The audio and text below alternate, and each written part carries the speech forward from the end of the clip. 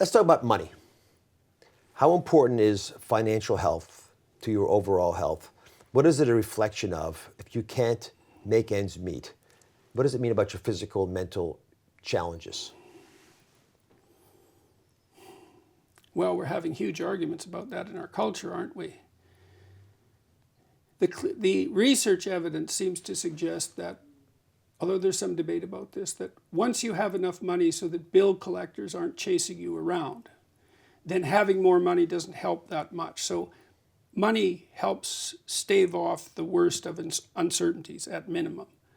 What does it indicate if you're struggling? Well, that's really an individual question.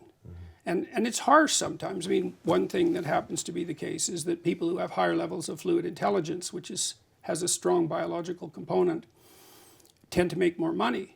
Why? Fluid intelligence meaning? Well, it's really the capacity to conceptualize and solve problems abstractly.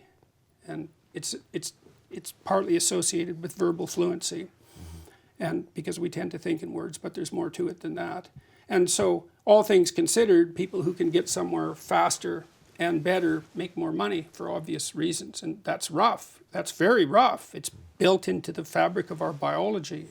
So, if you're having a hard time making ends meet, I mean, I think the first thing to ask yourself is, what stupid things are you doing that are definitely getting in your way? And you can actually ask yourself that.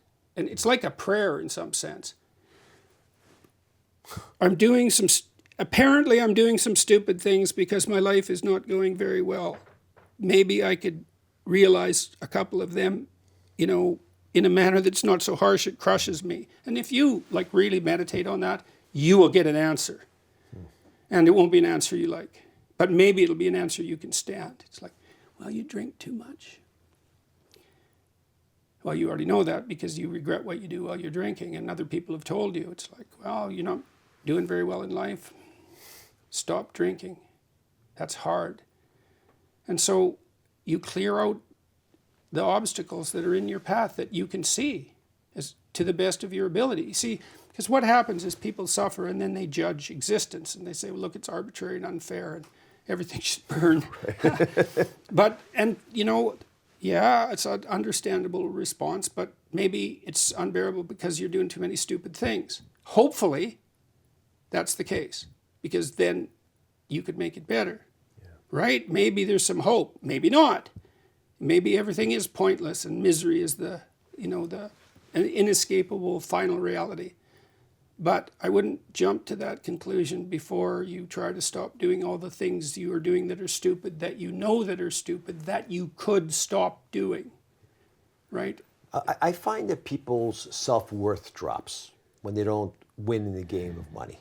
So how does your ability to manage money, even dealing with the fear many people have of money and the bill collector coming after the money, correlate with their self-worth?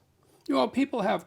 Well, first of all, money is a marker in some ways of status. And we are very sensitive to status distinctions, and that's partly because the serotonin system, which is a master neurochemical control system, it dampens down negative emotion. Now, the higher you are in a hierarchy, a social hierarchy, the more the serotonin system dampens down negative emotion. Reinforces. Yeah, well, it's also because the higher you are in a hierarchy, in principle, the more protected you are and the less reason there is to be stressed and afraid. And so people see money as a marker of status, and their conception of their own status modulates their sensitivity to negative emotion. And when people say they want to be happy, they really don't mean that. They mean they don't want to be anxious and miserable, because negative emotion is so powerful. And so anything that indicates status that affects negative emotion is a primary concern.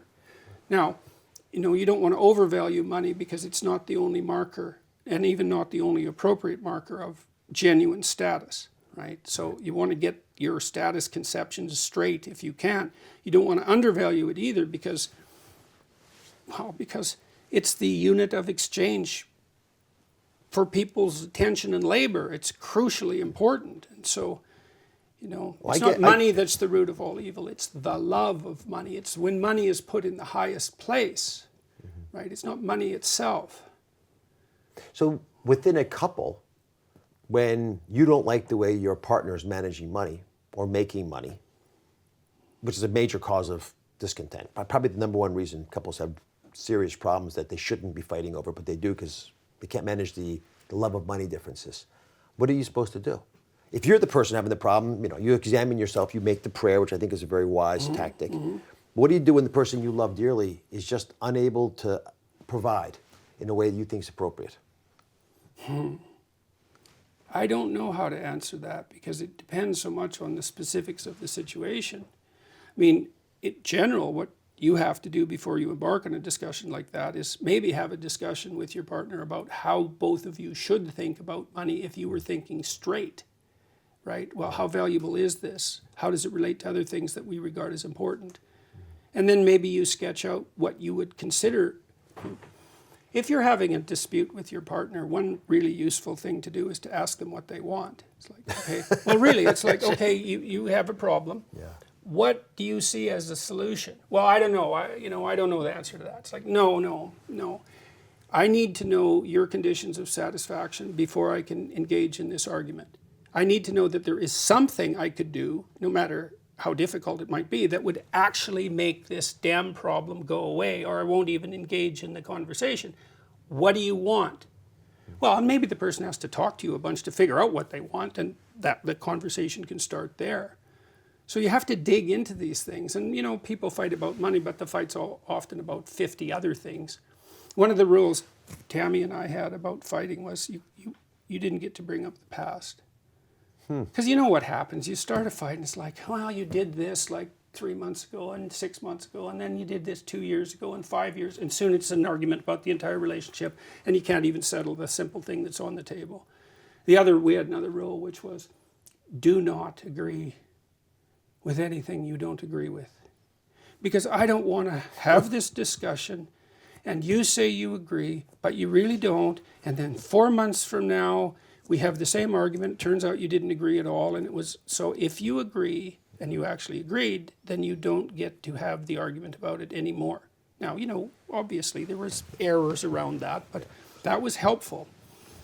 A lot of... Then you don't bring things forward, and that's what collapses marriages. It's the cumulative consequences of unresolved conflict, and the chaos turns into a dragon and eats both of you, and that's that.